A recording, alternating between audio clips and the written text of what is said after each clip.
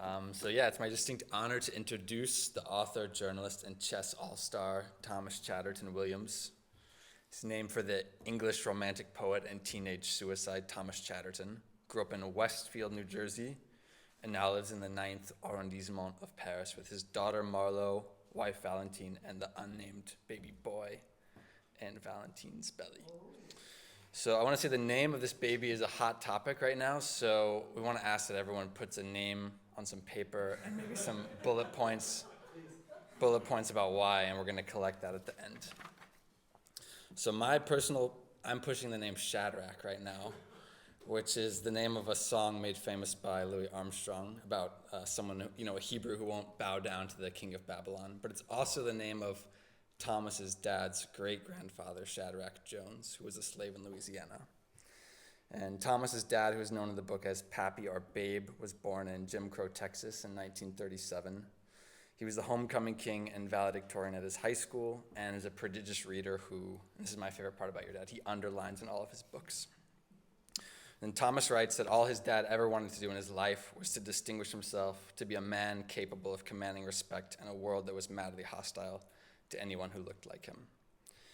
His mom is white and a more subtle character in the book, and Thomas says it's harder to write women well. But his parents, basically, when he was growing up, decided to just not emphasize his half-whiteness or his halfness because, and this is my interpretation, and maybe one Thomas shares, but nobody in America gives you a break for being the sort of light-skinned black. We still have this sort of one-drop rule mentality. Thomas graduated from the Cultural Reporting and Criticism Master's Program at New York University, and his writing has appeared in The New Yorker, The New York Times, the London Review of Books, and he's a regular contributor to The New York Times Magazine, which he's now reporting for in Berlin. Thomas was a Holtzbrinck Fellow at the American Academy of Berlin last fall. He has a forthcoming book for W.W. Norton and Company about his daughter and her appearance, which is grown out of an essay he wrote for the Virginia Quarterly Review in 2015 called Black, Blue, and Blonde. Black and Blue and Blonde. So tonight, Thomas will be reading from his first book, Losing My Cool, published in 2010, and then we'll answer a few questions, I think. If I can give a quick summary of the book. The book follows Thomas as he's growing up in New Jersey and as a biracial kid with, parents with a lot of books in the house. And he's realizing what it means to perform credible blackness, how to dress, how to carry yourself, how to treat women, and also learning what that performance can do for you. So Thomas writes, "My classmates took for granted that I would beat them in a 100-yard dash, hit them with killer crossovers, and pluck rebounds from above their head. The idea that I couldn't dance was met with incredulity. In the locker room, everyone operated the assumption that black dicks were the biggest. The truth is that a brother can get used to such flattery, and quickly." Thomas writes later, "I was motivated to keep shit as real as I possibly could." But later, once he's at Georgetown, where Thomas initially cocoons himself in his blackness, cocoons is his word, he has a falling out with hip-hop culture and falls in love with a new identity, one that involves reading philosophy, appreciating cheese, dressing up for class, and losing his cool. As Thomas's brother's friend says, he begins to resemble a gay poet. And as Thomas writes, "It's so much easier to mime stereotypes than to invent ourselves as individuals." Please welcome one of my favorite individuals, Thomas Chatterton Williams.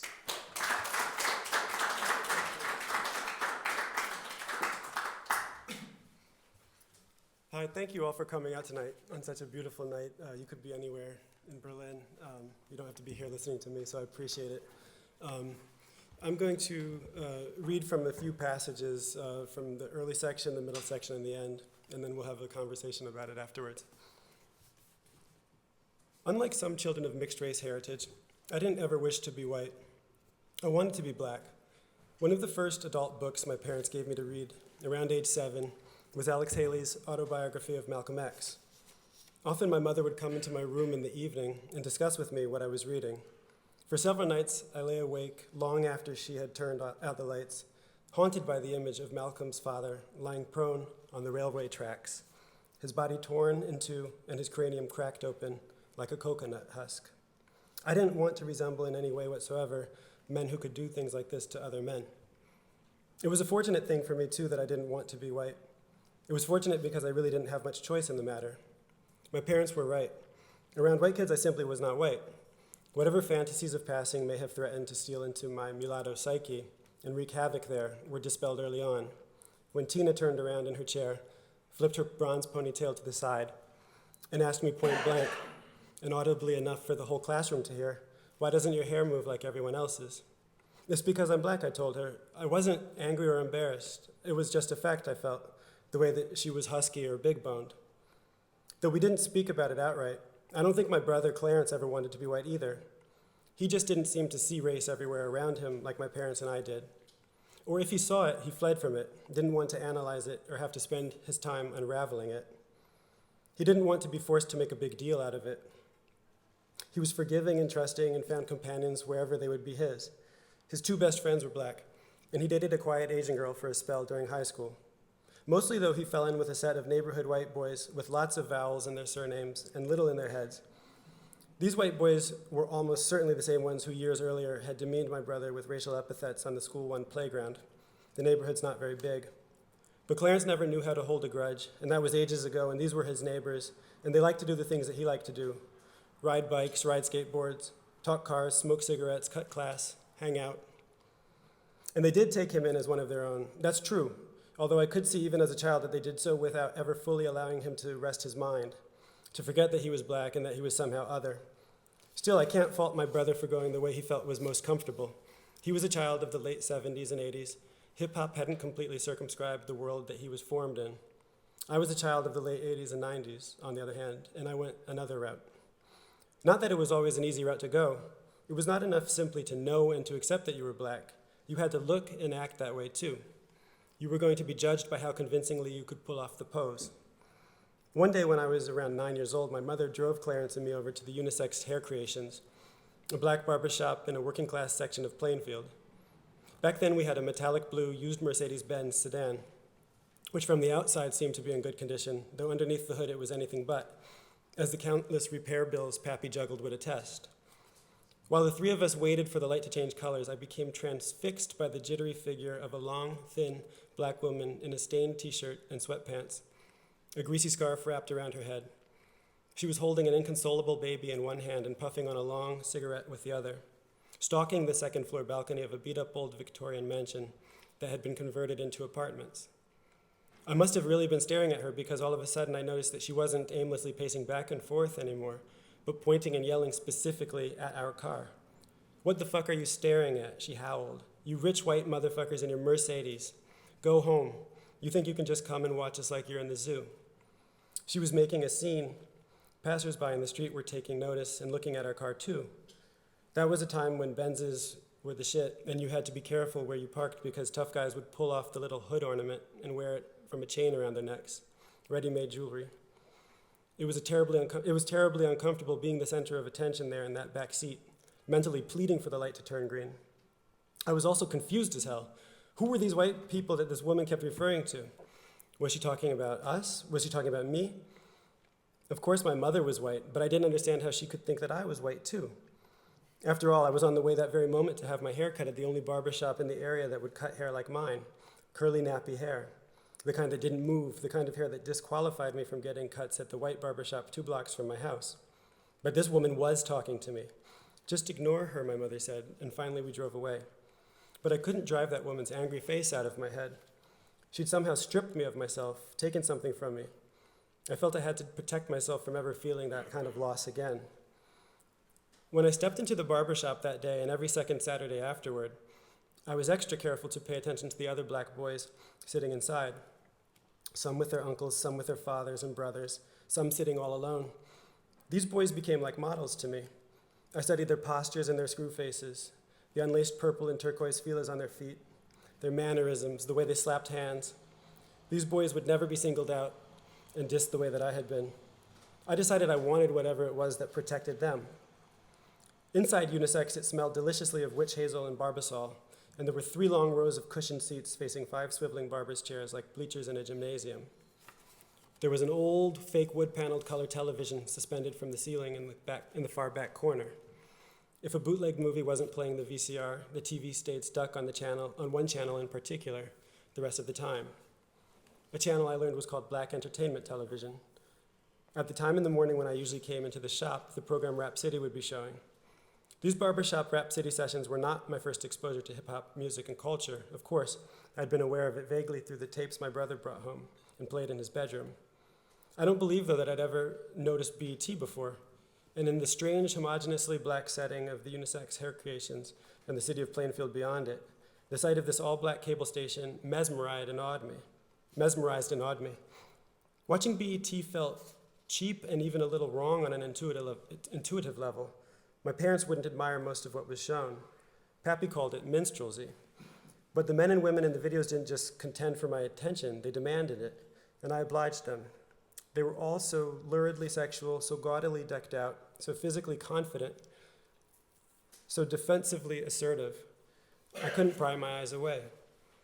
One morning, Ice-T's new Jack Hustler video came on, and though I didn't know the meaning behind the title, or even whether I liked what I was hearing, I knew for sure that the other boys in the shop didn't seem to question any of it, and I sensed that I shouldn't either. All of them knew the words to the song, and some of them rapped along to it convincingly. I paid attention to the slang they were using and decided I had better learn it for myself. Terms like nigger and bitch were embedded into my thought process, and I was consciously aware for the first time that it wasn't enough to know the lexicon.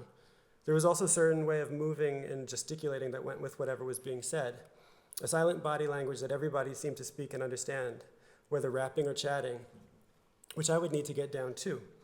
Over the weeks and months that followed, as I became more and more adept at mimicking and projecting blackness the BET way, and while it was all still fresh to me, what struck me most about this new behavior was how far it veered, not just from my white classmates and friends at Holy Trinity, but also from my father and the two older black barbers at the barbershop, sharp men who looked out of place in unisex and who held the door and brushed parts on the sides of their heads. One afternoon, I came home from the barbershop sporting an aerodynamic new hair creation of my own. "What on earth did you let them do to you, son?" Pappy said as soon as he saw me. Our house was not spacious. The front door opened directly into Pappy's study, which he had converted from what ordinarily would have been a living room. To enter the house was literally to step into his scrutinizing gaze. "Huh?" I said, touching my head. The top was so flat and cylindrical it resembled an unused number 2 pencil eraser. The sides and the back were shaved all the way down, revealing a shaft of high yellow scalp. "What, they didn't listen when you told them what you wanted?" No, they did," I said. "That's what I wanted." "You wanted that?" "Well, yeah, it's what everybody's wearing, babe. It's what's on BET and in all the magazines." We call my father babe when speaking to him casually, kind of a to the voo of Pappy. "And you want to look like everyone else, son? Is that what you want?" He was staring at me intently now. I stood there before him, studying the air flights on my feet. I didn't have a response he would find remotely respectable. The thing is that I did want to look like everyone else in the barbershop and on that TV screen. After all, even in the back seat of a big old Mercedes, the woman on the balcony would never mistake a brother with a flat top like this for being white. Annoyed or dismayed by my new coif as he was, though, Pappy allowed Clarence and me a generous amount of latitude when it came to our personal style, as long as we were giving him our best efforts in what he cared about most, the development of our minds. What this meant, giving him our best, was not that we were pressured to place first in our classes or even to get straight A's on our schoolwork, although it would have been welcome if we would have done that. We were expected to maintain decent grades, but it was deeper than that. Pappy, no longer working as a sociologist, now put his PhD and extensive store of personal knowledge and reading to use running a private academic and SAT preparation service from our home. SATs are like the standardized tests you have to take before university. From the second grade on, giving Pappy our best meant that we needed to try hard in school. But much more important than that, we needed to study one-on-one with him in the evenings and on the weekends, on long vacations, and all throughout the summer break. If we could not do that, he was able to make our home the most uncomfortable inn to lodge in. When Clarence began blowing off work, he didn't just get grounded, he came home to find his bedroom walls stripped bare, his Michael Jordan and Run DMC posters replaced with pastel sheets of algebra equations that Pappy had printed out and tacked up. As for me, the first time Pappy called me into his study to explain my summer schedule, I'm just wondering, if maybe you could speak a little more slowly. Oh, sure. Just because I'm sorry. People aren't getting your jokes. I'm sorry. And I'm wondering if it's a native speaker.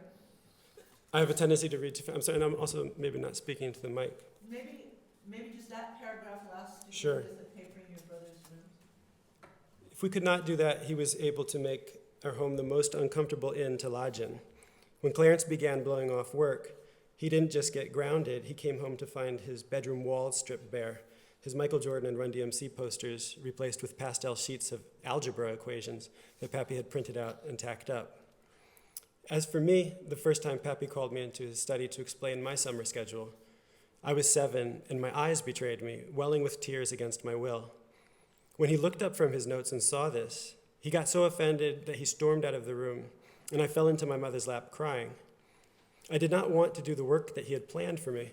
I wanted to play with my friends and have sleepover parties. I wanted to capture fireflies and ventilated Smucker's jars and beat Super Mario Brothers on Clarence's Nintendo. That was the truth. However, more than anything, I wanted not to disappoint my father. With my mother's encouragement and some Kleenex, I followed Pappy into his bedroom and told him I had just had something in my eye and that, in fact, I had not actually been crying. I was eager to start studying, I told him. He suspended his disbelief and led me back into his desk, where he proceeded to lay out an intensive program of regimented work in syllogistic and spatial reasoning, vocabulary building, analogies, arithmetic, and reading comprehension, his signature cocktail. If Pappy was a tyrant, he was a gentle and conflicted one who did not relish the role. He yearned for a time when he would cease having to be one at all. What he hoped for was that if he could somehow just make reading and studying appealing enough to his boys, eventually we wouldn't need his prodding anymore, and we'd simply do it on our own. To that end, he made sure not just to dangle punishment over our heads, sort of Damocles style, and leave it at that. He went out of his way to be fair. If we just did what he asked without too much complaint, he would do us some real solids in return, such as paying us for our time. Studying is your job, and an honest day's work deserves an honest day's pay. Intervening on our behalf when our mother doled out chores, studying as their only job, and tolerating a slew of hair, clothing, and dating choices that were in flagrant violation of his personal taste. Despite these enticements, Clarence would always find it difficult to take too long periods of study, and he went through fits of resistance routinely. Being the younger brother, I had the advantage of learning from his mistakes and avoiding most of his battles. I was what Pappy called a dutiful son. Most of the time, this dutifulness of mine sufficed. We were rarely in open conflict with each other, and he was almost always patient and playfully encouraging with me.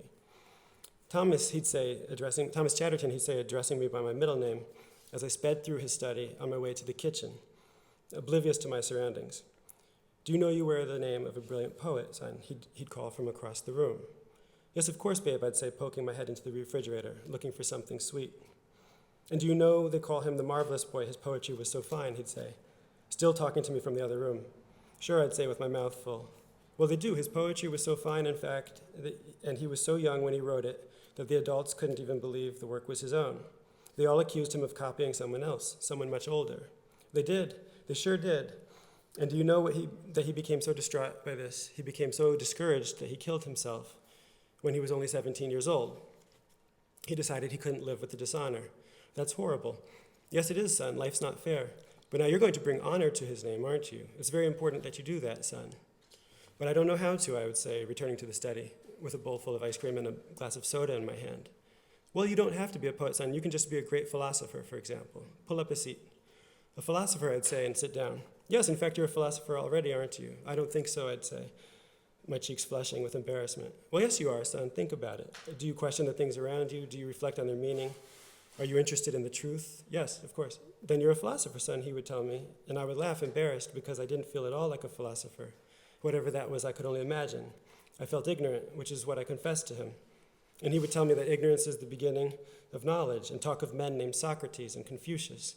He revered those two men perhaps above all other men, Socrates for his edict to know thyself, Confucius for his devotion to learning and personal excellence. I would sit there at Pappy's desk, exhausting whatever sugary collation I had brought with me from the kitchen, and listen to him talk.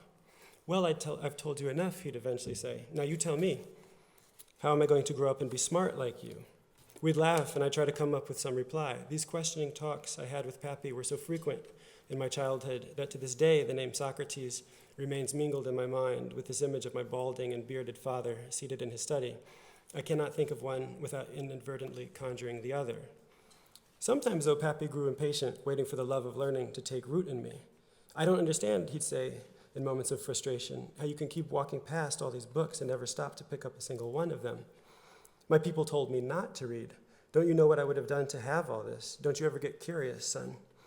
These were simple, honest questions. that sometimes he put to me with a shake of the head and a wry smile. Sometimes, though, he didn't smile at all. In these latter moments, the look on his face was nothing like anger. It's something a lot like pain, a sort of deep, serious pain I have only seen replicated in pictures of black faces of a certain age and demographic. It was a pain that I knew I couldn't have caused, but somehow must have mistakenly activated. I would stand there looking at him, frozen like a deer suspended in halogen beams, and stammer some weak response. That particular afternoon, after my visit to the barber shop, Pappy let drop the subject of my rectangular head of hair and handed me my work for the day. There was no long talk and no sadness in his face that afternoon. Memory exercises and then vocabulary, both synonyms and antonyms, he said. Write them down on flashcards and then come see me. Okay, I said, and I went to my room carrying a pale green tachistoscope, a stack of SAT word lists, and a thick dictionary, glad to have dodged a confrontation. After a morning spent at the barber shop, submerged in black entertainment television, speaking and thinking in my florid second tongue, Ebonics, it was time now to return to the staid and familiar language of my father. Now I'm in high school and I'm leading a kind of a double life, studying with my father, but also, people say that hip-hop is more than just a genre of music.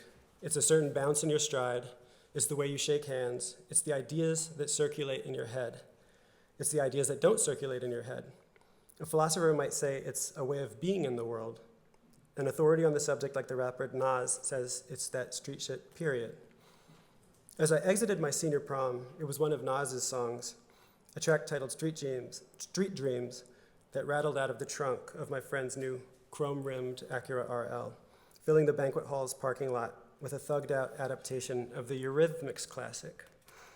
That night, in a monsoon wave of Fahrenheit cologne, Cuban link gold chains, freshly braided cornrows, gravity-defying hair weaves, pastel-colored tuxedos, gator boots, painted-on evening gowns, and 6-inch stilettos, several dozen African-American members of the Union Catholic Regional High School, class of 1999, hopped into a cavalcade of rented Range Rovers, Mercedes-Benzes, Cadillacs, and BMWs, and sped down the Garden State Parkway to a seedy and unassuming strip of beachfront motels in the Seaside Heights section of the Jersey Shore.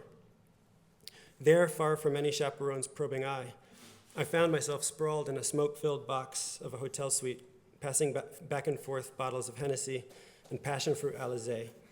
Between hot sips of cognac, I could make out classmates gutting Dutch Masters cigars and filling the brown paper shells back up with sticky mounds of chocolate Thai weed. Eyelids narrowed into slits as orange-tipped blunts lit the darkness like fireflies on a still summer night. Biggie Smalls' baritone vocals bumped from the stereo, punctuating the charged silence, his lyrics virtually begging us to see life his way. The williest, bitches be the silliest, the more I smoke, the smaller the filly gets. The sex, like violence, erupted fast and without warning. Kids broke off into twos and threes, keeping time to some secret rhythm as the beds turned into one big horizontal dance floor. We were enacting scenes straight out of our favorite songs. Tell your friends to get with my friends and we could be friends. Puff Daddy boasted on Big Papa, Biggie's pay into group sex, weed smoking, and general thug living. That was the theme song for our weekend. Those guys were our role models. We knew these songs by heart. Stealing glimpses of myself in the mirror was like watching late-night black entertainment television. Medusa-faced Versace sunglasses glaring back at me, a gold Jesus Piece medallion swinging back and forth across my chest like a tetherball, and a faceless honey-toned piece of flesh bouncing up and down in flagrante. It was, as the saying goes, all good. Night had dissolved into early morning when I awoke. Takira, in whose arms I was almost certain I had fallen asleep, was no longer lying next to me.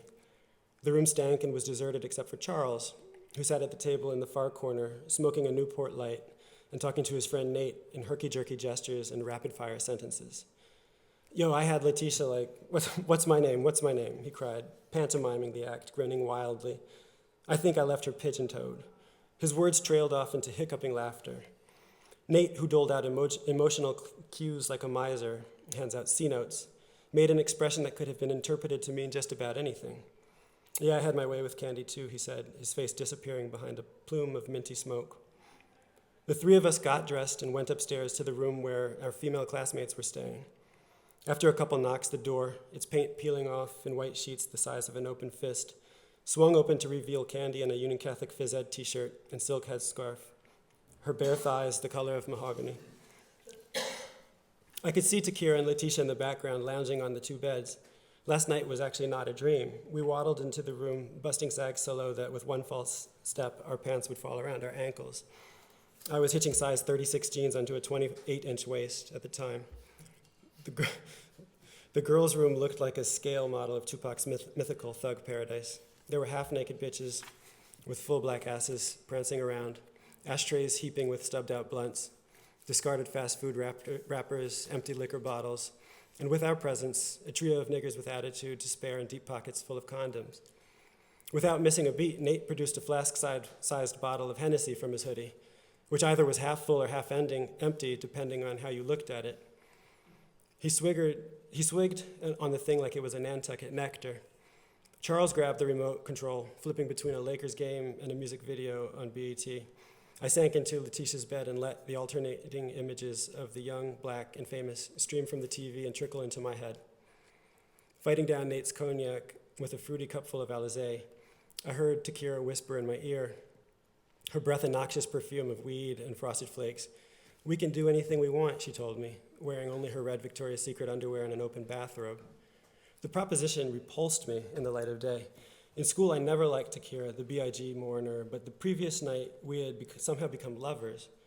What am I doing here, I thought to myself. Right then I wanted nothing so much as to be at home, eating my mother's bacon and eggs, feeling calm, or perhaps even just bored, watching the Lakers game with my father, or shooting baskets in the driveway.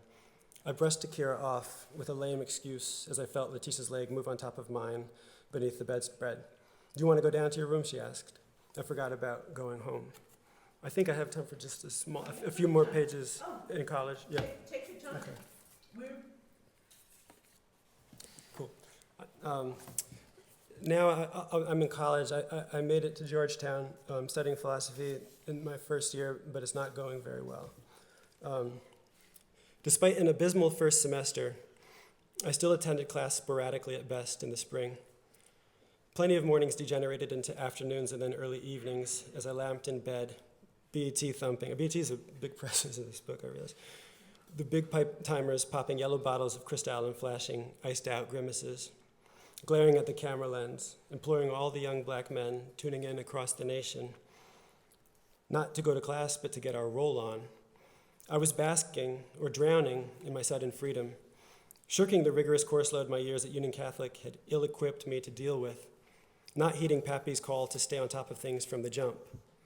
The floors of Harbin Hall were deserted at these hours. All those party-it-up white boys in pop-collar polos and reef sandals, the ones who naively I had assumed were not handling their academic business either, were in fact in class. All of them except for Playboy. He skipped a lot too, and he would come through my room and order food and play NBA 2K on my Dreamcast and use my TV to watch AC Milan play football, and we would crack jokes and talk. I think we were both glad to have the company. Playboy was this tall, handsome, impossibly entitled kid with a sweeping brown cowlick and sad, jaded eyes, who at 18 was dripping with the kind of I've seen, had, bought, tasted, everything ennui it takes several consecutive lifetimes to cultivate. He was not unassuming.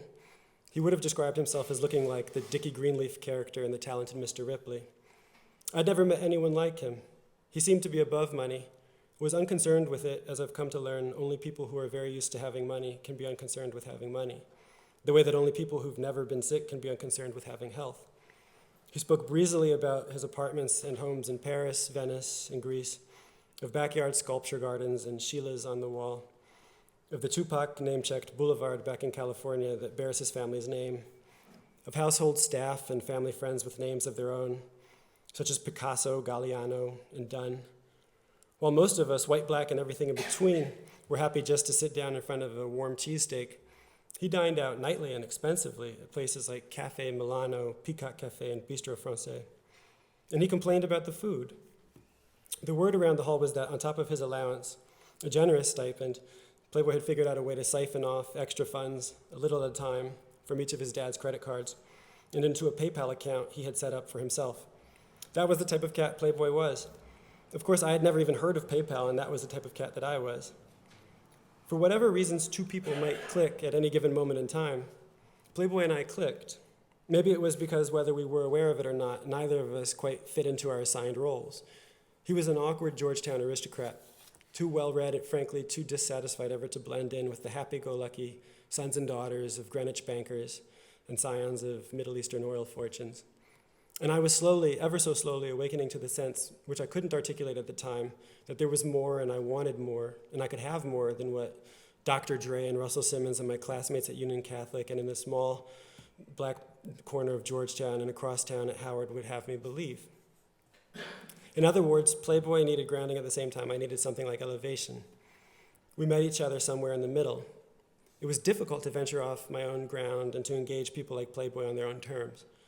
The ice grill mask of black cool and default membership within a culture predicated on street sensibilities, elaborate shape-concealing costumes, and esoteric vernacular had shielded me and my boys from ever having to face up to the fact that we were not invincible or always in control of things. Rather than know ourselves, we cloaked our ignorance, like the rappers that we adored, in the rags of self-importance and faux empowerment. It was so much easier to mime stereotypes than to invent ourselves as individuals, making hip-hop culture the be-all, end-all, dismissing everyone and everything that were not young and black, out of hand, was to reconfigure the world in our own familiar image. However unlikely it was that this image might jibe with reality. To relinquish this reconfiguration is to open oneself to a shitstorm of pain and insecurity. It's to allow someone else, possibly someone who has done more and seen more and received more than you have, to participate in the setting of criteria and the determination of what is and is not good. It is to strip your feet of a life's worth of protective callus and step willingly onto the scorching pavement. And that is scary. The sun hung as low as a hot air balloon over the Potomac as Playboy and I ambled down Prospect Street in search of food and a way to waste time. He suggested we make a right on Bank Street and roll to Dean and DeLuca. I had seen the fancy white shopping bags with the black block lettering littered around campus, but I'd never ventured inside. "Trust me, it's good," Playboy said, and in we went. "What do you want to eat?" "Whatever," I said. "Okay, I'll get the cheese. Can you grab a baguette?" "Sure," I said, swiveling around, only to realize as soon as he'd left that I didn't know what a baguette was. Baguette, I murmured to myself as if the steady repetition of the word might somehow conjure its hidden meaning. I'd only heard the term used in reference to diamond jewelry on Puff Daddy's Rolex. I was at a loss now. As I began to thread my way through aisle after pristine aisle of extra virgin olive oils, colorful gelatos, and fine ground espressos, confused and slightly embarrassed, in search of some hint or clue that might allow me yet to save face, but way too proud to ask any clerk for help. I had circled the whole store, making it all the way back to the front when it hit me. Baguette must just be French for little bag. It made perfect sense. He wants something to put all our shit in, I told myself. Why couldn't he just say that? He's too fancy. When I returned with a small plastic handbasket, Playboy said, "Where's the baguette, dude?" And I stared at him. "This isn't it," I said, pointing to the basket. He looked at me for a split second. I saw his face shift, his jaw lowered, just so, as his lips parted, and his eyes narrowed, his nose kind of scrunched and one eyebrow arched. The expression, which was gone as soon as it came, surprised and touched me like a slap whose resounding sting left marks across my face that spelled out my own ignorance. Or more precisely, his face became a kind of bulletin board or a mirror on which I was able to read that ignorance of mine. It was legible. He reached over and grabbed a powdery oblong loaf of bread from a heaping pile and passed it to me. The truth is, as with jazz, I had never before even thought about bread. My friend Charles and I, my ex-girlfriend Stacy, Mo, the basketball guys who threw gang signs around the cafeteria like chest passes, the girls who fawned over them. We talked about lots of things, discussed all types of shit we deemed earth-shattering, like sweatpants and the appropriate time and place to flaunt jewelry. But it occurred to me in Dean and DeLuca that we never talked about bread. Why not? Why didn't we ever think or talk about bread or cheese? No one ever talked about cheese, and why not? We ate 3 times a day just like everybody else, but that didn't matter. Real niggers didn't talk about cheese because, for whatever the reason, cheese wasn't real. To be straight up, cheese is corny. Sneakers are real, but cheese is not. Cognac is real, but wine is not. Rap is real, but somehow jazz is no longer real. Expensive cars are real, but not expensive educations. My entire life, I intuited and honored these little distinctions, as did all of my friends. Bread, cheese, wine, books. Though I talked about books with Charles and my father, that was the exception because Pappy made us. I would never in a million years broach these subjects with Stacy or with my friend Aunt. I simply understood I was not to. But now, one-on-one with Playboy in search of provisions and humiliated by my own ignorance, I wondered why that was. Who says cheese isn't real, and who gets to tell me that? It's difficult to put into words the incredible smallness I felt as the result of such an otherwise inconsequential misunderstanding. I don't think it's frivolous to dwell on it, though, because our attitudes towards food often speak volumes. If you can't or don't bother to think broadly or curiously about what you ingest, then what else is passing you by? For some of my friends and me, the answer was a whole lot. It probably occurred to me at the time, too, that Playboy would not remember this fleeting little exchange, but that I would, and I do. Somewhere in this discrepancy of recollection, far more than in this discrepancy between our bank accounts or complexions, resides all of the significance in the world. As humbled as I felt, though, the fact is, just like in grade school, I retained real power over the situation, and I knew it. I had a choice right then, standing in the prepared foods section of Dina DeLuca, holding what I now knew was called a baguette. I could take this experience in one of two directions. On the one hand, and with great ease, I could say, you know what, fuck a baguette. That's gay. Don't you know that nobody eats baguettes?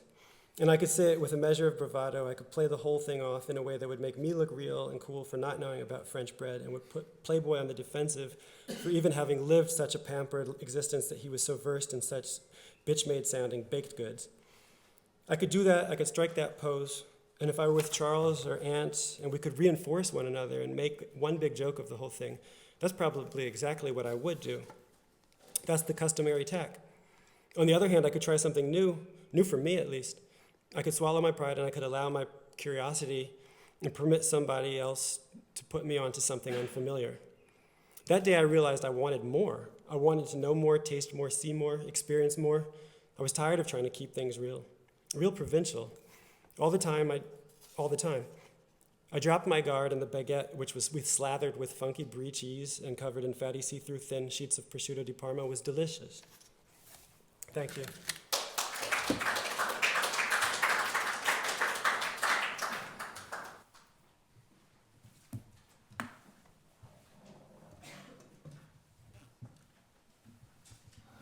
Are these on? Yeah. I hoped you were going to read the part about cheese not being real. It's one of my favorite parts. Also, you grew up in a type of way where cheese was very real for you, wasn't it? I guess so, yeah. But I didn't have a prom after party like you, which I'm really envious of. I don't know if you guys caught about Thomas's prom after party, but you have to be in the it makes suburbs. your heart race. You're a city guy. You have to be in the suburbs. Yeah. Yeah. How does it feel reading, reading from the book all these years later? Do you still feel like the story is true? Is it still the way you would tell it today? And yeah, that's a good question. Just personally. This book is the second thing I ever wrote in my life. I thought that publishing was a lot easier than it turns out to be. I was in graduate school in 26 and taking a class on argumentative writing, and I wrote an 800-word piece that the professor said was pretty good, and you should publish that somewhere. And I sent it to the Washington Post blind, and they ran it, and there was an argument saying that the more that I've been examining black literature and black jazz, the more I've been examining my childhood in relation to my father's childhood, the more I felt that in the post-civil rights hip-hop era that I really came up in, the black culture in all of its richness was often narrowed down simply to black street culture. So I wrote that piece, it was published, and it was a controversial piece, and very quickly I realized, thank you. Thanks. I very quickly realized that I wanted to respond to some of the criticism that I got, and I wanted to expand the argument, and the same professor that told me to publish the piece introduced me to an agent, and I had an 8 publishing house auction on this after just writing that piece, and I said, writing is great, you know. You can just do that. And so I wanted to expand the book. I was still in my mid-20s, and I was very kind of obsessed with this idea that my childhood had somehow been circumscribed by my investment in a culture that was depriving me of the fullness of what I came later to realize guys like Zeke and lots of other people from other countries are getting.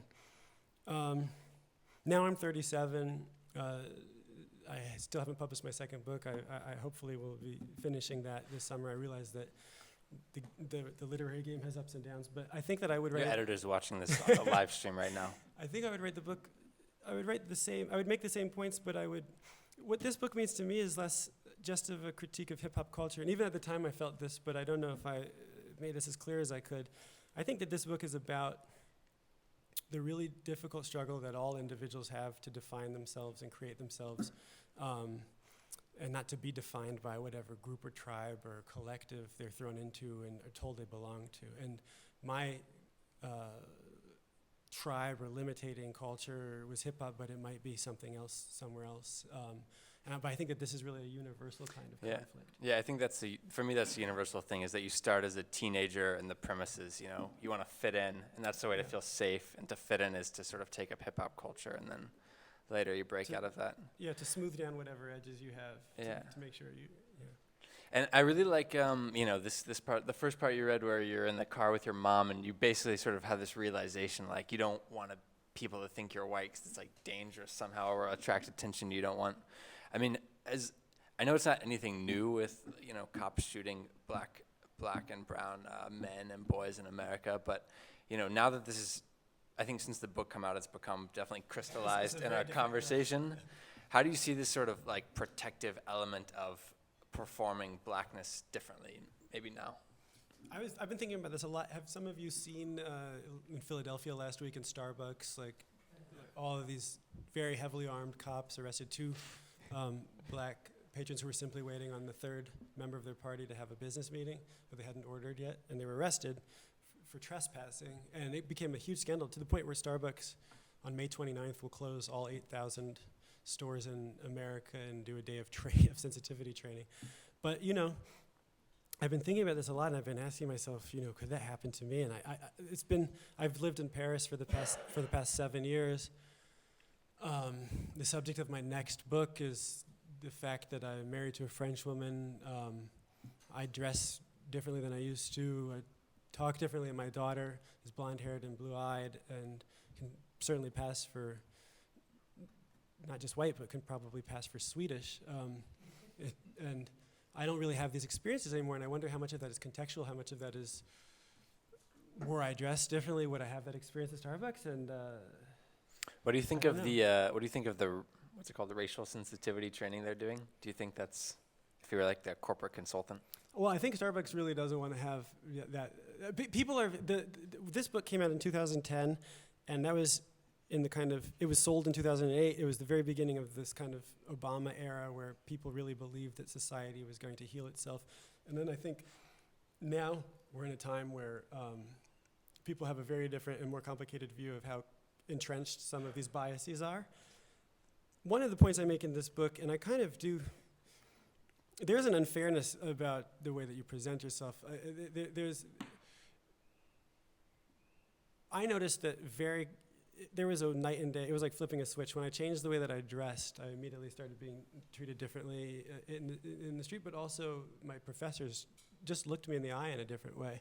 And for me, the conclusion that I drew was that I want certain things out of my college experience, and I want certain opportunities in life, and that this is essentially how my dad dresses, so it's time to grow up at some point.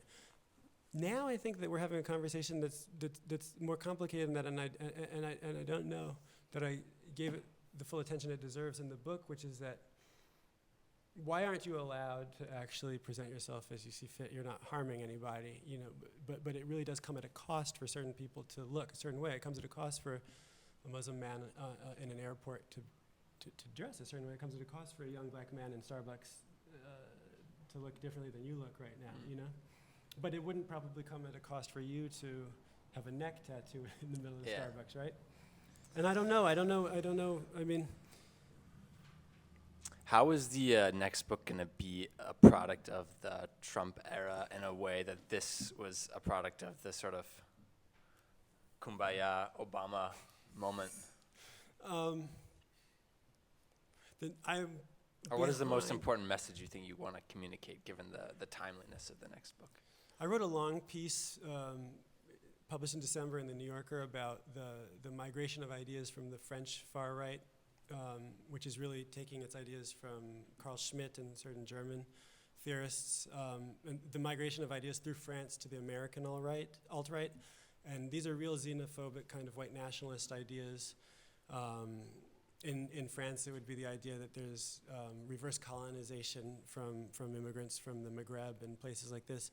But in America, it gets translated into an idea that America is a white Christian nation that has to keep Mexican immigrants out and has to kind of heavily monitor its minority populations.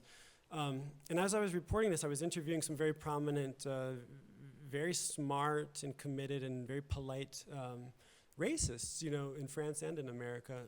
In France, they were smarter and better educated than in America. And what I really took away from this was that this is going to be much more difficult than we had thought 5 years ago, 6 years ago, when we never imagined that you could go from Barack Obama to President Trump and all that that implies, and that we never imagined that in Charlottesville, Virginia, you could have hundreds of men without their faces covered, marching with lit torches, All out in the open. saying blood and soil, and that Jews will not replace us. I mean, it's hard to wrap the modern mind around that. At the same time, these men that I was meeting with, they were very nice and polite, and I realized that there's a gentility that can coexist with some in my own family, my own extended family, I have family members who would say that they love my black father, that they're not racist, and that are like diehard Trump supporters, and kind of feel that the fact that they have black family members insulates them against the charge of being racist. And so in my new book, as I'm thinking about how race is biologically very difficult to pinpoint what it is that makes somebody racially white, where does my daughter become white, and what's the limit that would keep her being black, or how are these terms defined? I realized that the kind of hope that demographic change and genetic change will kind of bring about a natural resolution to these problems. It's not going to happen, because actually what it shows is that in mixed families, oftentimes it can exacerbate the kind of commitment to a denial of the racism that exists in society, because people feel insulated against the charge.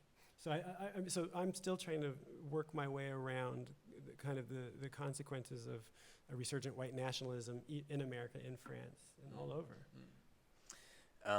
One of my favorite things from this book is your dad, and the advice you get from him, including this one part where he tells you, doing nothing is also an option, always. I forget exactly what pickle you were in then, but what is sort of the advice that you want to put from your dad in the next book, or what is the advice you've been getting from him recently that's like in the front of your mind? He's asking me if I'm ever going to start writing books that are independent of him, but but I still got more stuff.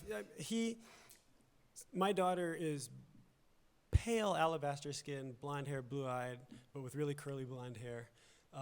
And when she was born, I kind of was saying, like, do you see, does she look mixed to you, or what does she look like to you? And he was like, son, he's like, I grew up with 5 or 6 girls like this in Texas, on the black side of the town, in segregated Texas, he's like, this has always been the case. The idea of the other has always been a myth, has always been a false one. And he's got this kind of old school sensibility that's just unflappable in the face of some of these things, and all of these conversations that we still have.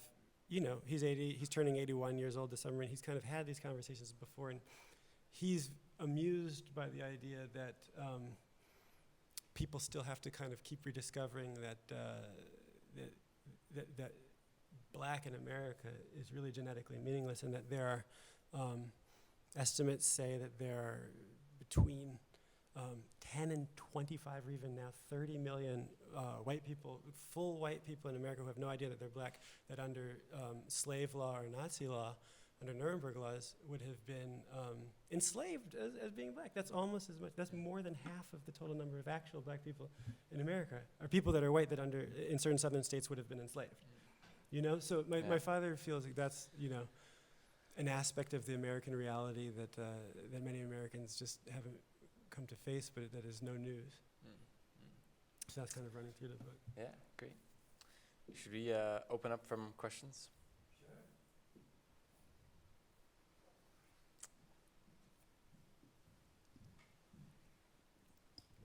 So I have the advantage of having almost finished reading this wonderful book, and I have a ton of questions. I will not ask all of them at once, only if other people don't step up to the plate. But my first question, and I think it might be helpful also to people here who don't necessarily know what the debates are, critical race studies, any of the conversations that have been going on. I think Ta-Nehisi Coates, there was finally an article about him in Die Zeit, but I still think he's a fairly unknown figure over here, although his book was translated into German.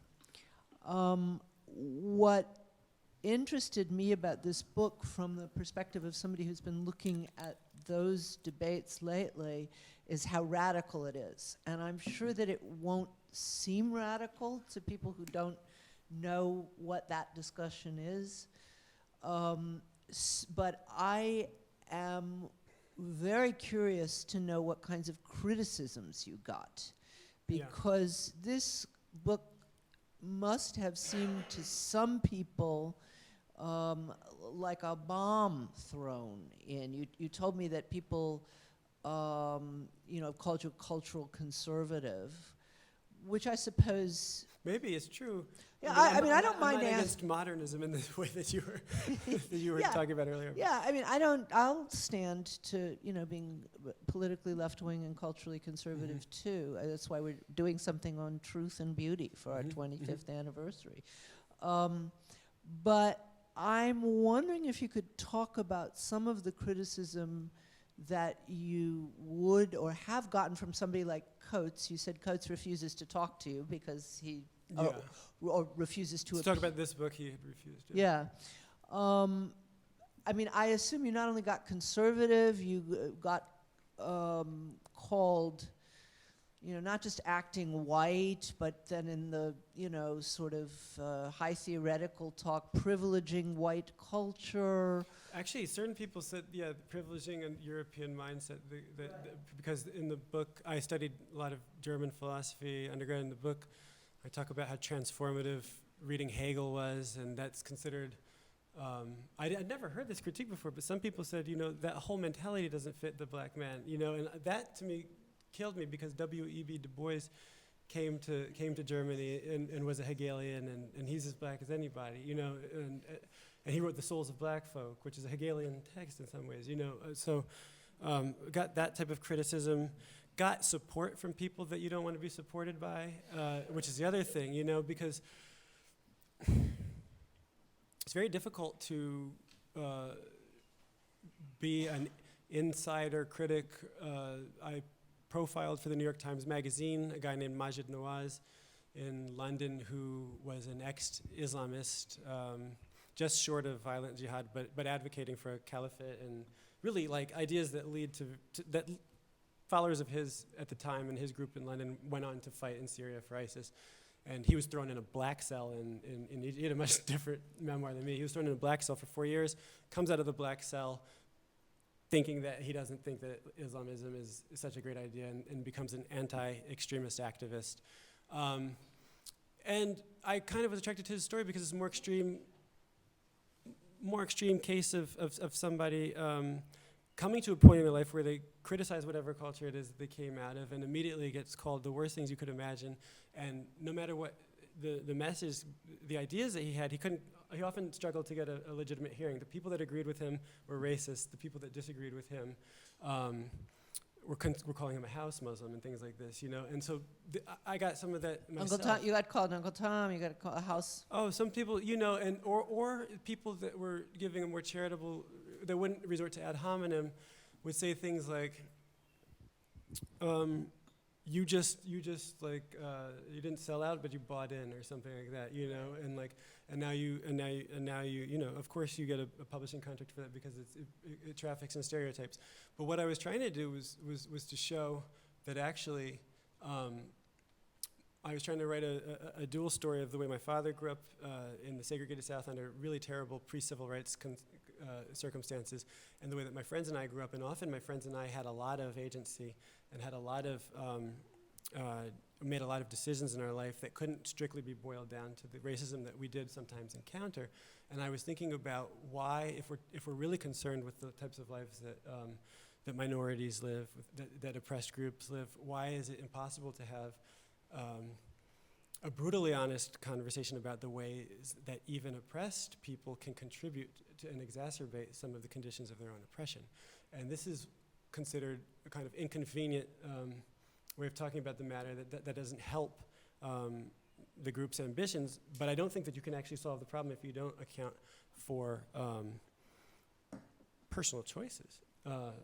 And so I did get, actually, sometimes what really like made me feel good about the book was that oftentimes some of the people that said that it explained things that they felt the most were uneducated black audiences that were still in dealing with some of the, they were not the college kids.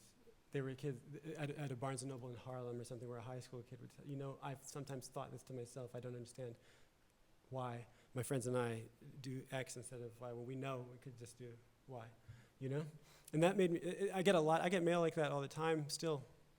And so that makes me feel that I did touch on something that resonates with other people, even if oftentimes I was criticized for saying something that you're not supposed to say in public. I don't know who else wants to ask me, but maybe I'll ask one more question if I can. The risk of hogging the mic here. How would you answer? I mean, of course, there's this ad hominem you sold out. Of course, you get a nice publishing contract in the New York Times that said, you know, contributor. Because you certainly privilege European culture to hip hop culture. You really do. And I happen to think that you're not wrong. Right is, I suppose, the real term. See, I'm already feeling culturally, like as a white woman, I'm already feeling like I have to tread very carefully, even though you've had much stronger words than I have. I mean, you've talked about the way in which hip hop culture is self-demeaning. Well, yeah, I guess what I would say is hip hop is just a medium. And on a musicological level, I would never say it's lower than jazz or any of, I mean, hip hop is probably... Has a Pulitzer. it does. Yeah, you know, but like, I still listen to hip hop music. It's the music I was raised on. What I think happened, jazz tends to be like pure form. Classical is form. Hip hop is form plus content. And what happened is in the era that my brother grew up in, the content could be quite innocuous. In the era that I was growing up in, the content that was transmitted through the form and the culture and the imagery that was kind of like beamed into our houses through certain cable TV channels 24/7, that content was street culture content.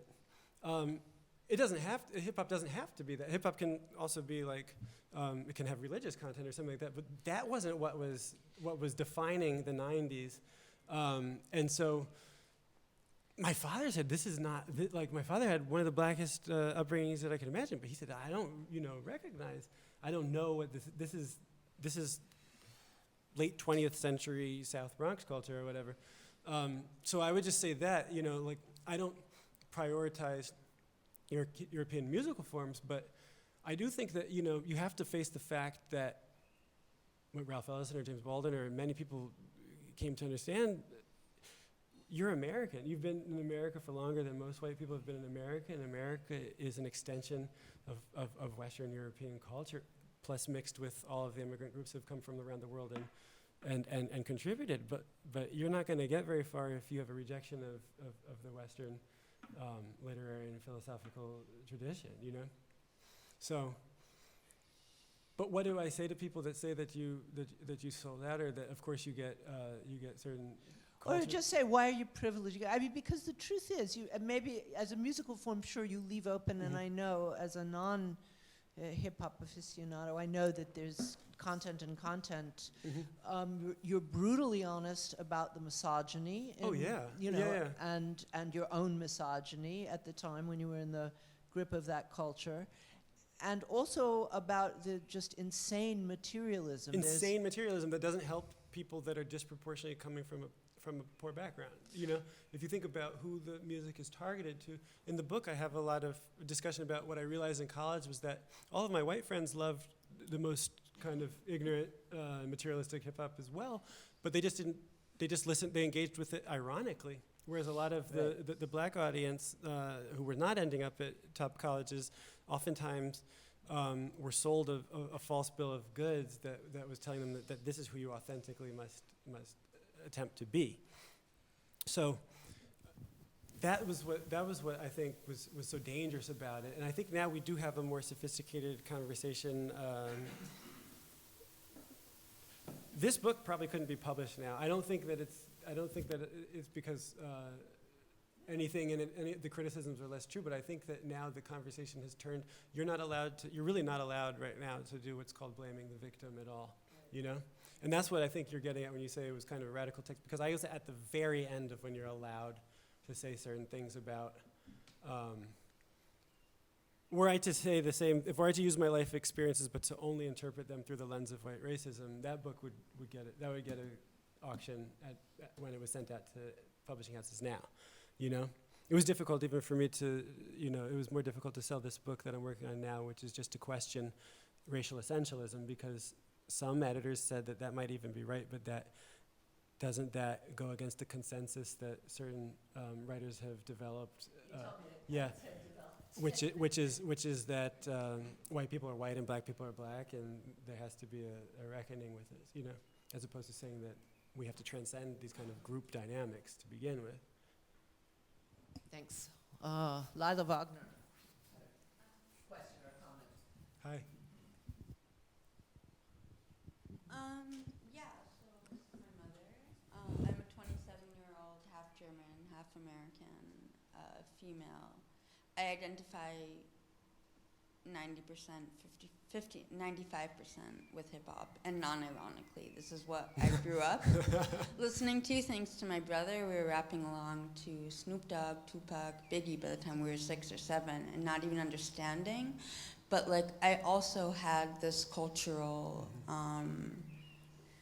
I guess, anxiety in terms of where do I belong. I grew up in Tel Aviv, and when they found out in Tel Aviv that I was moving to Germany, that I was half German, I was faced with absurd antagonism by this identity that I guess had been trying to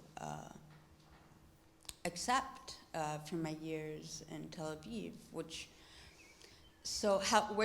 my question is kind of like, I remember feeling really out of place listening to hip hop. I remember having like a black best friend in middle school who would make me feel terrible. She's like, you cannot do this, you're fake.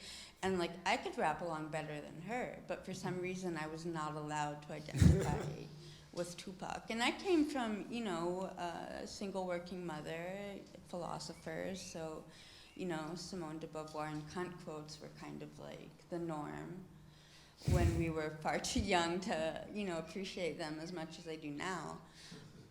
But also, came from this idea that, you work hard for everything that you have and, you earn it. So where do I fit in? Am I allowed, like, my first concert was The Roots. My brother took me to that when I was 12. Where do I fit in? Am I allowed to... It's a cultural appropriation question, which I also wanted to ask. I think you fit in completely. I think that you're part of the biggest demographic of the hip hop audience, which is non-blacks. Well, am I allowed to? I went to a Bone Thugs and Harmony show in Berlin on the 1st of February, actually.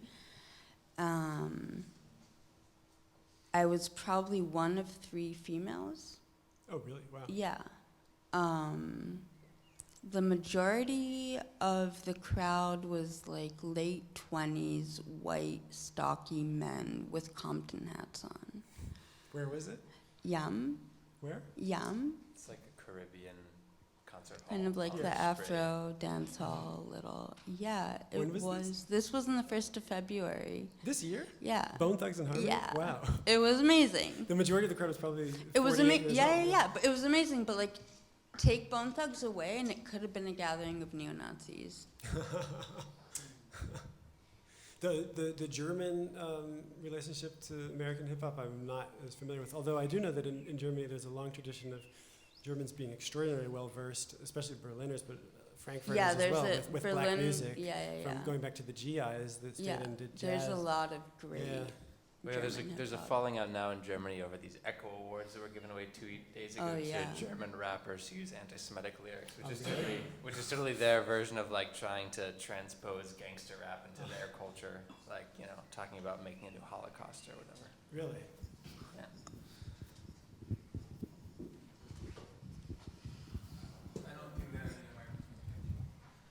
Do you prefer? Okay, all right. Because you were talking about hip hop in Europe and Germany. I mean, there's a big discussion right now going on about a guy who's called Kollega and who just got the Echo, which is a very well-known and appreciated prize. And it's about his text on like where he, kind of refers to or where he uses openly anti-Semitic, images and where he, also refers to certain conspiracy theories which are openly anti-Semitic. So there's a big discussion going on about that, in a different way, of course, but yeah, within German hip hop. And what I want to ask you actually is because I find it interesting to think about German hip hop with your based on what you have written and based on what you have said, because you were just saying that you like the form, but you kind of find the content problematic and the representations within the content. And I ask myself whether the content is not also pointing at certain problems, like this insane materialism you were talking about. Does it not point at some, material inequality in society? Maybe, is it not like a certain exaggeration which is pointing at some, guys or girls' desire who raises up in certain, economic circumstances, or all the violence or the representations of violence? Do they not also point at certain problems within this milieux, social groups? Yeah, that's my question. Yeah, I mean, there's description and there's bringing news to the world, making certain situations, neighborhood contexts visible, which has a value to it. And then there's other levels of engaging these problems that demand more of a critical approach. And oftentimes, that level of critical engagement just isn't possible in a massively popular mainstream musical form. You don't, there's only so much analysis of material inequality that you can do in a song that still can be played on the radio, or in a song that's compressed to 3 to 5 minutes.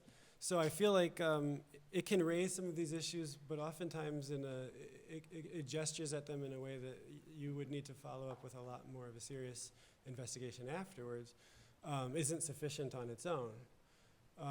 But it can also do something else, which is it can simply glorify or reproduce these attitudes or realities with no critical engagement, and that can kind of valorize the materialism or the misogyny, the homophobia, and so it's a difficult thing. I mean, you're asking of people. I mean, hip hop itself,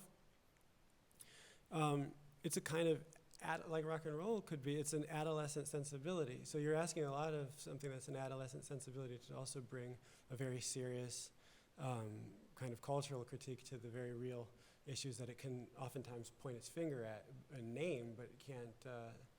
It isn't built to kind of deal with the way that actual reportage or an essay or philosophy or sociology is equipped to deal with those things. Sure.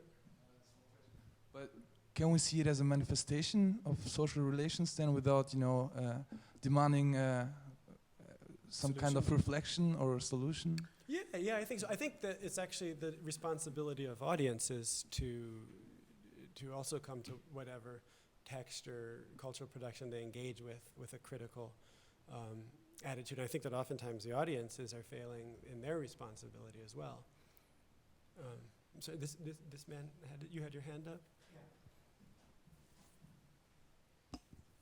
I would be really interested on your take on Kendrick Lamar and whether Getting a Pulitzer? but music was the subject of the last 3 questions. I want to take it back to food. Realizing that cheese and baguette are not gay but real.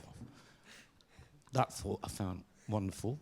It might be a liberating thought, but it also opens you up for another type of criticism, which might point into a double sellout, one out of the assumed hip-hop culture, but there might also be another provincialism involved that might then attack you. I trust that you like Dijon mustard on your burger.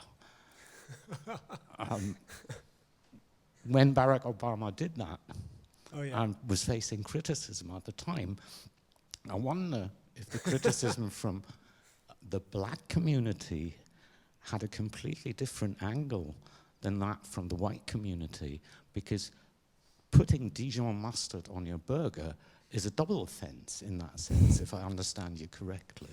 What, the Dijon is an extra offense because you're being elitist? Yeah, well, luckily, I'm not a politician, so I get to enjoy Dijon mustard and craft beer without having to offend constituents. But yeah, that's right. A politician really can't. But like Hillary Clinton also can't do that. That gets in touch with a kind of an American provincialism. The white kids that I grew up around, with all the vowels in the surnames, you're not supposed to eat baguettes in front of them as well. That's transcending racial provincialism and getting into class provincialism, or it shouldn't be, but like class attitudes towards choices about bread and condiments. Foodways are phenomenally interesting from a sociological perspective about what you're communicating with simply bread. Things as simple and inexpensive. I mean, a baguette's not going to bankrupt you at all, But it's just not done, and it says a lot. And when you, oftentimes I learned, after writing this book, I did learn how kind of universal the experience in America is. I don't know in Germany if it's the same, but the experience in America of going away to college and coming home with new tastes about food seems to be something that unites people from all kind of backgrounds, which are not. Maybe you come back to your town where everybody doesn't go away to the school that you got into, and then you start, you want sparkling water now, and the people back home are ruthless about what you're doing now with the water that you're drinking. It says a lot about, it communicates a lot. But I thought, I read James Baldwin has really become a kind of, we've rediscovered James Baldwin in the past 10 years. And he writes a lot about what food says about Americans. And he got into a long discussion of, he had lived in Paris and in the south of France for a long time. And he said, why do white Americans are so oftentimes in the resistance to the civil rights movement, they're so less mature than Europeans are in their own society, though they think of themselves as being so rich and powerful, but they eat fake bread. They eat wonder bread, and Europeans bake great, good bread. And what does it say about a society that infantilizes itself and cuts the crust off of bread, there's something to that,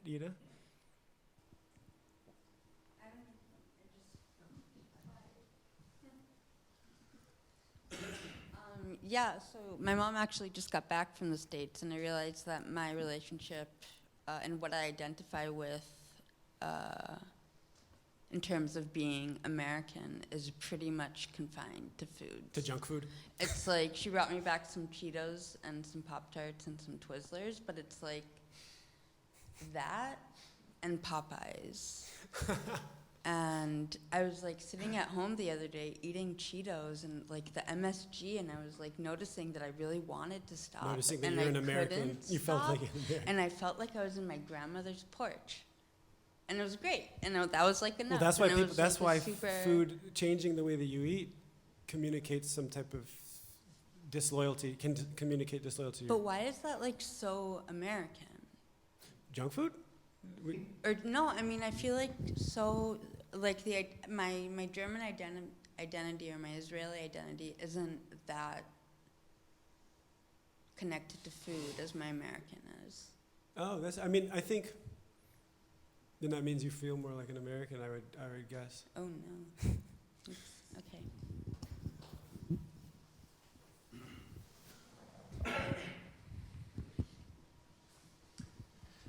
So when I started advertising this talk, a lot of people reacted by saying, oh, this is a very American way of framing the problem. And I think you've offered us various ways tonight of sort of thinking about how the issues that you write about can be universalized. So one is the sort of most abstract path where you say, well, you know, anyone, anywhere who wants to break out of a kind of fixed group identity that they grew up with possibly can identify with what I'm writing about. Another way would be going via hip-hop, which has become a universal phenomenon. Oh, so sure. Today you find Belarusian hip-hop and German hip-hop, etc. But I wanted to ask you to maybe say something more specific, maybe because like you, I've spent some time, less time than you in both New Jersey and Paris. Oh, really? Whether there is anything in French culture today, anyone writing or rapping or singing in French that you feel kind of resonates in a special way with what you try to convey to us. And one of the reasons I'm asking this is that, I mean, your problem is in a sense familiar from an American context where group identities tend to be very fixed, and we have this whole debate about kind of multiculturalism and, you know, racial identities, etc. Whereas in France, for a long time, it seemed as if the problem was the other way around, where there's this kind of veneer of universal egalitarian republicanism, and you're not supposed to talk about individual identities. And, you know, French hip-hop in particular, you know, one of the things that it tried to do was to kind of talk about being allowed to talk about cultural difference. So, you know, with this background in mind, is there any kind of cultural product or you know, person that you feel you have a particular resonance with? Yeah, I mean, if I understand your question correctly, is there a writer who, on the one hand, you're saying that the French, like the Germans, they don't recognize like identity politics officially. They don't. Oh, I think the Germans recognize it much more than the French. Oh, I thought in Germany you're only German, right? Oh no. Oh no. No, legally, like officially, they don't count. Officially, but Right. I mean, we can talk about this later. Right, the French are the same. Unofficially, of course, but officially they don't count. They don't know how many Algerian people of Algerian descent are in prison because they're all French people in prison. But yeah, no, in Germany it's much more complicated than that. oh, it is? Okay. But there's a French writer, Kamel Daoud. Has anybody heard of him? He writes in French, but he lives in Oran in Algeria, and he has a fatwa. And I mean, his life is in danger because he both criticizes French Islamophobia, racism, and he criticizes what he seems as a stifling and kind of really terribly misogynistic kind of culture within the Muslim world. And so he kind of gets it both ways, but I find him to be incredibly brave for both highlighting the specific challenges that in this egalitarian society that people of Muslim faith face, but also of refusing to draw the portrait of the perfect victim, and to also talk about, you know, even Martin Luther King, you know, struggling for your freedom and your human dignity. It's terrible, and it can deform you, you know, and oppressed groups can act in ways that require self-examination. And so this guy, I think, quite bravely, writes from Algeria with a fatwa over his head. about issues like female circumcision and honor killings and things like that, plus also about the other stuff. I don't know if that really gets at your question, but to me, he's one of the most exciting. He came in second for the Prix Goncourt recently with a brilliant novel that reinterpreted Camus' The Stranger from the perspective of the brother of the unnamed Arab who was killed on the beach. He's a wildly brave man, this guy.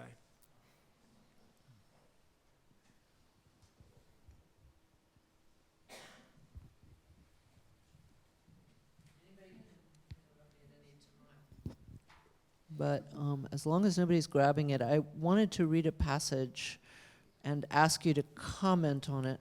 Hopefully I will find it quickly. Yeah. Wall Street was such an obvious, part of me could not, this is when Thomas is talking about deciding to major in philosophy rather than in economics. Part of me could not relinquish the desire to be a banker. Wall Street was such an obvious destination for a black kid steeped in hip-hop culture to want to end up at.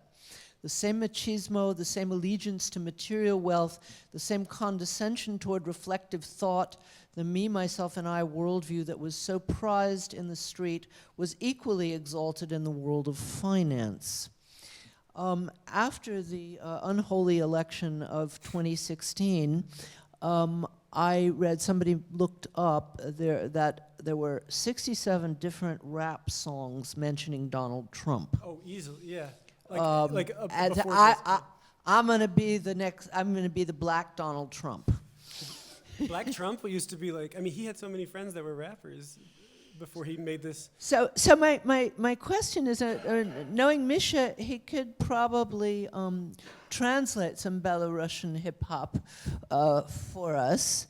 So I have no idea how much that kind of content and that whole ethos is present in international hip hop. I just don't know. Oh, so in France that exists too, yeah. Okay, so but then the, you know, my question is, how central is that whole ethos to you? You also, at another point, you say hip hop culture is antithetical to philosophy. That it's about the surfaces kind of and hip-hop culture, that it's about surfaces and all that. And I again want to wonder how essential that is.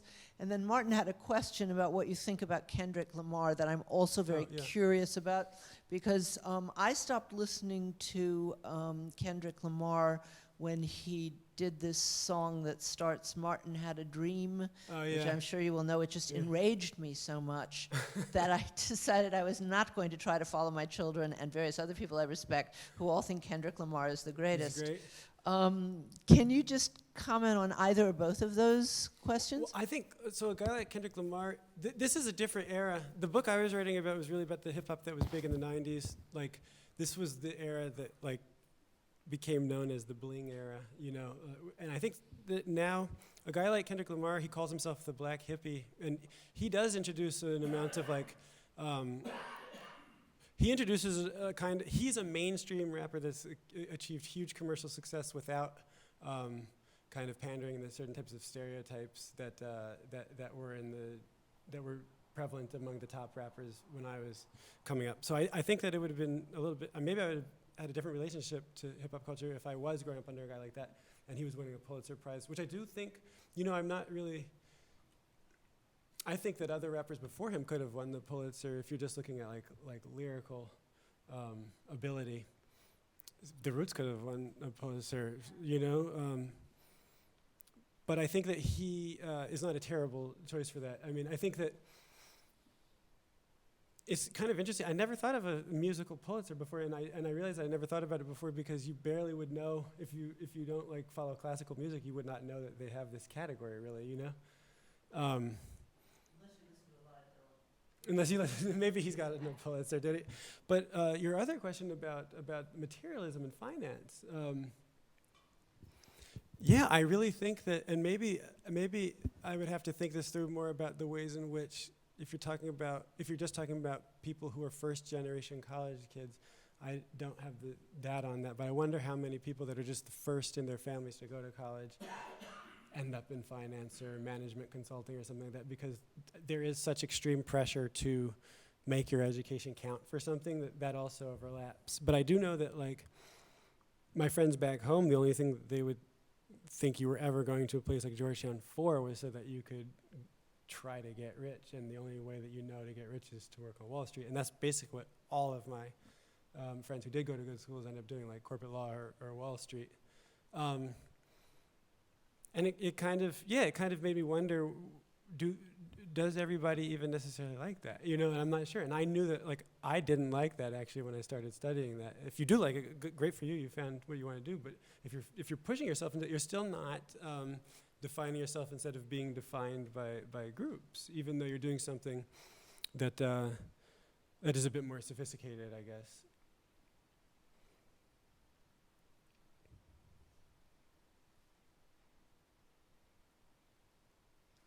Well, I'll have a chance to ask a few other questions afterwards. I think this is the moment to invite you all to continue the discussion downstairs over a glass of wine, not cognac, and to thank Thomas and Zeke for a lovely evening. Thank you.